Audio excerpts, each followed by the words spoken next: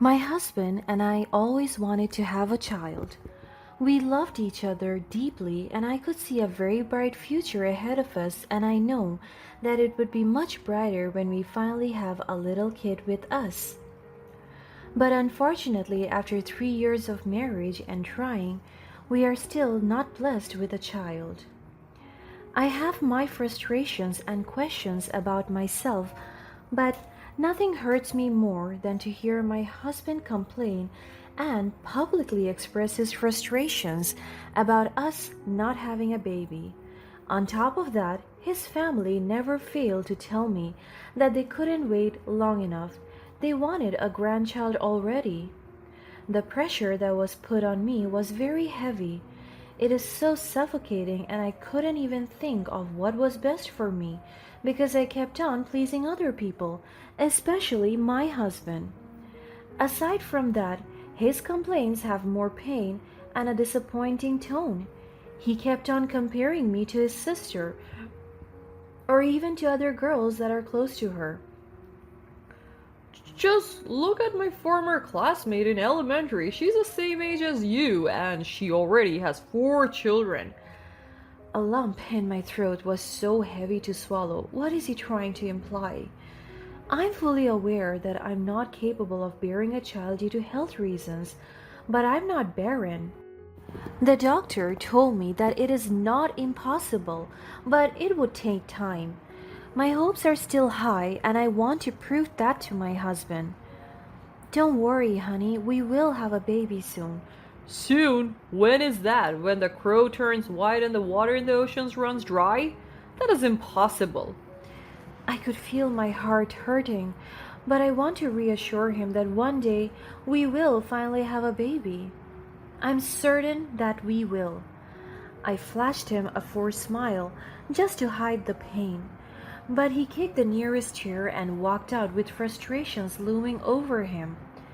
I could see that our relationship has gone into turmoil. Day by day, I have seen how my husband's treatment of me has changed. I understand that he wanted a child.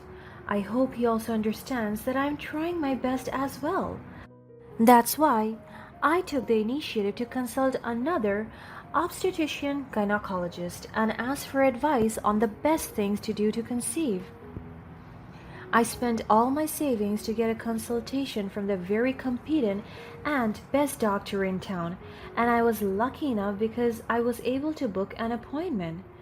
As the doctor checked on me, she told me things and methods that I must practice to boost my fertility.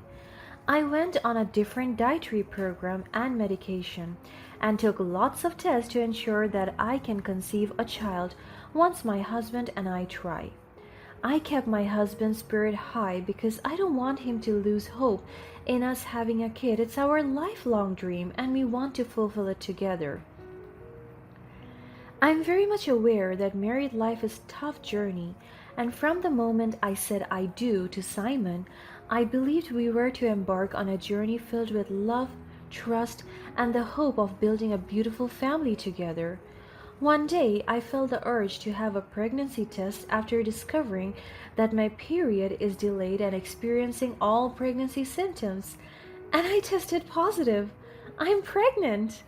It was a dream come true, a moment that filled my heart with overwhelming joy. I told my husband about the news, and I couldn't explain how happy he was. He carried me all around the house, a sign of his immense joy. I never saw him this happy, and I am so grateful that I was able to put a smile on his face and mine as well.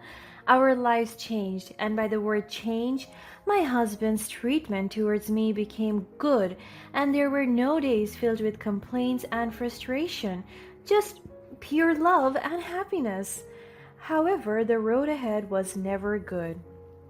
As my belly grew, an unforeseen storm began to brew beneath the surface of our seemingly perfect life. It was when I reached the 7th month of my pregnancy that Simon dropped a bombshell that shattered my world. It was on a fine night when my husband approached me furiously, and I'm currently 7 months pregnant. He just went back from his important errand and he was gone since 4 in the morning. Let's talk. I was taken aback as he dragged me to our room and slammed the door behind me. What is wrong? He looked at me, his eyes filled with a mix of guilt and uncertainty, and told me a shocking command. Abort the baby now. I was dumbfounded, unable to comprehend the sudden change of heart. Why would Simon, the man I love more than anything, suggest such a devastating decision? This is what he ever wanted. I put in a massive effort for this to finally happen, and then what? He wants me to abort the baby? For what reason? What is happening, hun? What do you mean? I don't want a baby anymore because this is not mine. We will go to the hospital tomorrow and I will have a nurse assist you in getting the baby out of your room. My eyes widened at his revelation. Have you lost your mind? This baby is yours. He held my wrist so tight that his grip was marked on my skin. He then grabbed my chin and held it tight as well. The pain was so prominent that I wanted to scream so bad, but I tried to control myself. I am your husband and you will do as I please. He shouted the words at me with piercing eyes, ready to devour me. I was so terrified by his actions. I thought that any time soon he could choke me to death. He pushed me to the wall and it was so painful. My back felt all the impact and it translated to my belly. I held my baby bump to contain the pain. My husband's request inflicted a pain far deeper than I could ever imagine. Just days ago, he was so happy for us. This is the life that we dreamed about, and suddenly, he wants to abort our baby? Something is not right. In my desperate search for answers, I decided to look for something. I have noticed lately that my husband always came home late, and suspicions are arising in me. The next day, my husband went home late again, and he never spoke to me since last night. The thought of him physically hurting me was heartbreaking. But I was so shocked when he brought a girl with him, a familiar one. I must have seen her somewhere. He approached me with a serious face while the girl tagged along with him. This is Donna, our nurse. She will administer the abortion. I was so taken aback at how casual he was. Isn't it a must that he must talk to me first? Because I still couldn't believe that last night even happened. That was not him. My husband never put a hand on me. And I refused to believe that he meant everything. However, I sensed that this conversation is not going to be a good one, so I secretly maneuvered through my phone and hit record. But right now, he had the guts to bring a nurse with him? What on earth is even happening? How could he betray me with someone who was supposed to provide comfort and support during this vulnerable time? No, I will never let that happen. He laughed so hard that even the nurse laughed with him. What is wrong with them? Donna is a competent nurse and she will make the procedure easy for you, so don't make me mad and just comply. Shouldn't I have a say on my body? What is wrong with you, Simon? This is the child we are talking about. He scoffed. As if that baby is mine. It is so hard to believe that you got pregnant when we kept trying for years and nothing happened, but now all of a sudden you got pregnant. I refuse to believe that I'm the father of that child. I brushed my palms to my face out of frustration. Please, don't do this. You have to. The baby has to be aborted before conflict arises. You must respect your husband's wishes. Do you want him to father a child that is not even his to begin with? Oh, please, don't be so selfish. You are asking me to take away my child. I will never do that. This is my baby, and you have no authority over me. Donna rolled her eyes at me. Don't be such a spoiled bitch. Just do it, she shouted irritatingly. This is real torture. My husband kept on giving me a sharp and intimidating look. He doesn't seem like my husband at all. What's gotten into him? Hey, let's not force her. Let's not waste our time on this stupid bitch. We'll find a way. I was so shocked again when Donna held my husband's arm and talked to him with a very flirtatious voice. And to my surprise, my husband even wrapped his hands around her waist. What is happening? The nurse instructed my husband away from me and they went out of the house. Everything was so strange. I have to know what's going on. Something is not right here. So I went to our room and went through his things. And I was so fortunate because I saw something on his bag. Donna's nurse nameplate. This is not real. They're having an affair. I knew that touch speaks volumes. So the realization was overwhelming, and it took all my strength to contain the pain and confront Simon when he decided to come home that night. I am so stressed out and I don't want to affect my baby. That's why I took matters into my own hands and decided to confront my husband. And with no remorse nor denial, Simon revealed to me everything about his affair with Donna. I went hysterical. I broke down into tears as every piece of information sunk into me. He told me that he is certain that the baby is not his, but I kept on reminding him that I have never been with another man but him. I couldn't breathe as I thought about my baby and my future. He didn't say another word and left the house immediately. My belly ached so bad that I screamed for help, but I was the only one left in the house. No one could even save me. So with the last might and strength that I have, I reached out for my phone and called 911. I told them that I'm pregnant and that I'm in a bad condition until I collapsed and went unconscious. I opened my eyes and I saw myself in the hospital bed. I immediately held my belly and I sighed out of relief when I realized I could still feel my baby inside. I thought I was going to lose my child. The doctor came to me. She told me that the medical practitioners saw me unconscious on my bedroom floor and rushed me there. And luckily, they were able to tend to me instantly, and my baby and I are in stable condition. Aside from that, I told my doctor about Donna, her nurse, and the affair she has with my husband. My doctor was so shocked and told me a revelation. Donna is pregnant and she resigned from the hospital last week. She told my doctor that she's going to elope with her boyfriend, and my doctor revealed to me that she has been so suspicious of my husband because his hospital visits have been so frequent and I'm not with him during those times. Then I connected the dots. My husband is the father of Donna's child. It made me realize that he wanted Donna and her child more than our own. The pain in my heart lingered. I cried in front of my doctor, but she told me that I must be strong for my baby. Anguish coursed through my veins, but I made a choice to play along with Simon's plans, to pretend that I would comply with his wishes. However, deep down, I held on to a sliver of hope, a hope that I could protect my innocent baby and find a way to reveal the truth, to expose Simon's betrayal without causing irreparable harm. So I will play along with their game. I pretended to agree with the abortion and I insisted on finding a different nurse to perform the procedure. It was my way of ensuring the safety of my child, even if it meant biding my time and patiently planning my next move. As soon as I got discharged from the hospital, I told them that I agree with them and they were so happy that I complied.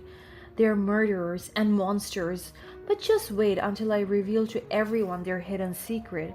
I couldn't bear to remain in the same house where my husband mistreated me because every corner of our house reminded me of his toxicity.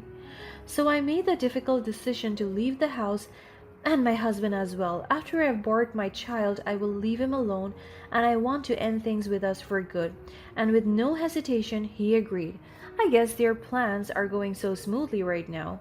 But in reality, I was setting the stage for my much bigger secret plan.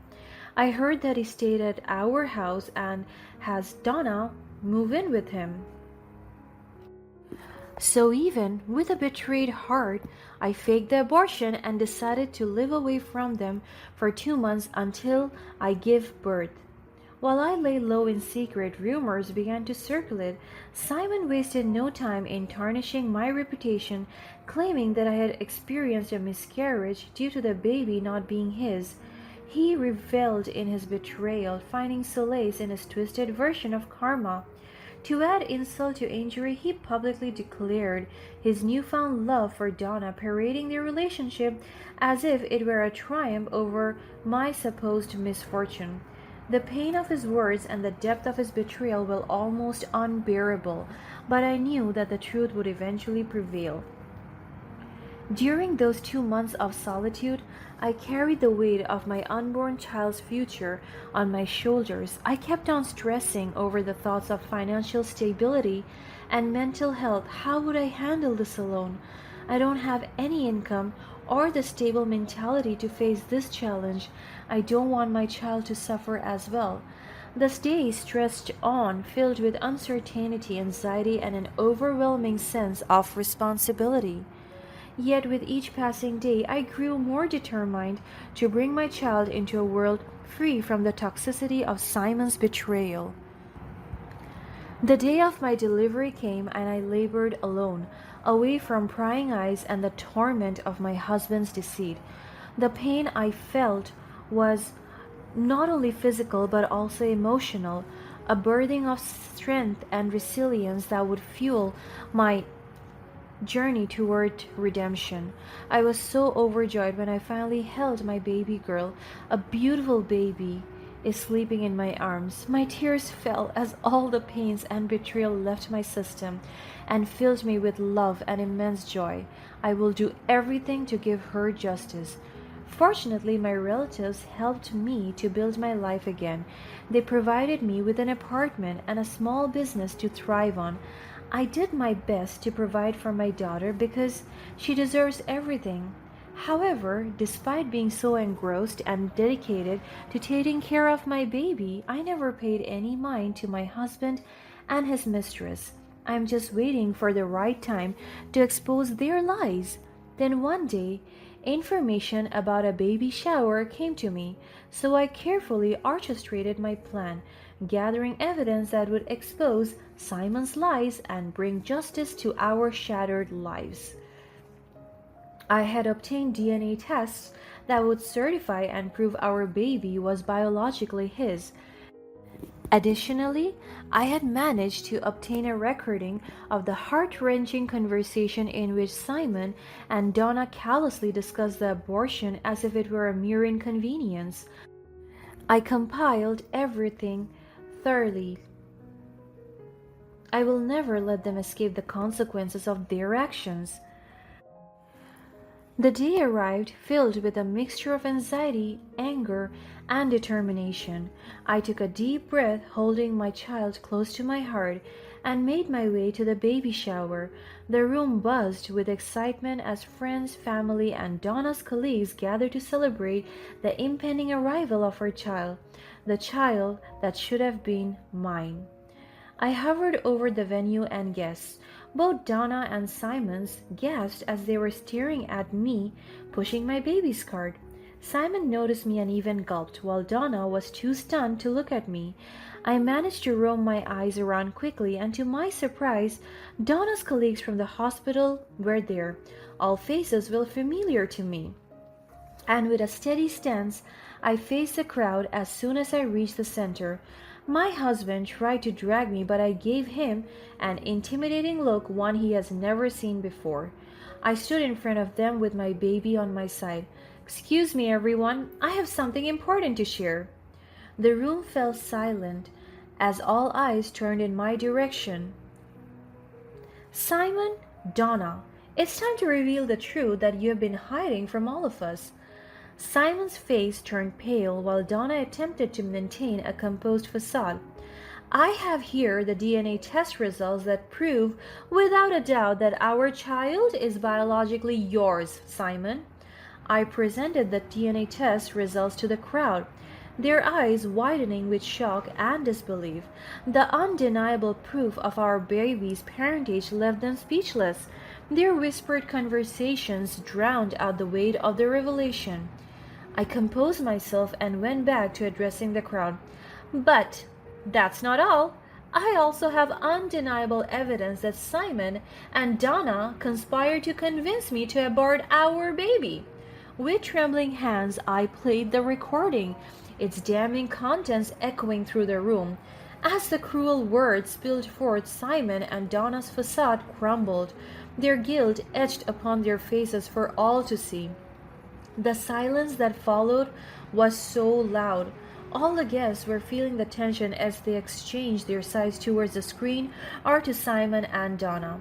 You see, Simon and Donna thought they could deceive us all, that they could take away our happiness and replace it with their own, but I refuse to let their lies define me or the love I have for our child. This is my life, and I will never let assholes like you control me. I also have something to share with all of you. This recording, along with the DNA test results, has led to Donna's medical license being revoked. Her unethical behavior will no longer harm others. Donna's colleague stood up and agreed with me. Donna shouted in desperation and begged me to stop. Please, this is too much. Too much? Oh, please, this is nothing compared to what you did to me. And for the record, you did this to yourself. And as for you, Simon, you will face the consequences of your betrayal in the eyes of the law. Simon's face contorted with anger and frustration, unable to escape the consequences of his actions. And still, he had no inch of remorse in his face, but I could see the embarrassment. I looked directly at them. You thought you could destroy us, tear us apart? But the truth will always prevail, and I will not let your lies define me or our child. Then my baby and I left the venue. I will leave it to the spectators to deliver the news all around. They deserve that. After that, legal proceedings followed, and he was held accountable for his deceit and the pain he had inflicted upon our lives. In the aftermath of the revelations, I found solace in the knowledge that the truth had prevailed. Though the scars of Simon's betrayal would forever mark my heart, they served as a reminder of my strength and resilience. With my child by my side, I focused on rebuilding our lives, free from the toxicity of Simon's presence. Friends and family rallied around us, providing unwavering support and love. Together we embraced the future, guided by hope and unwavering bond between a mother and her child.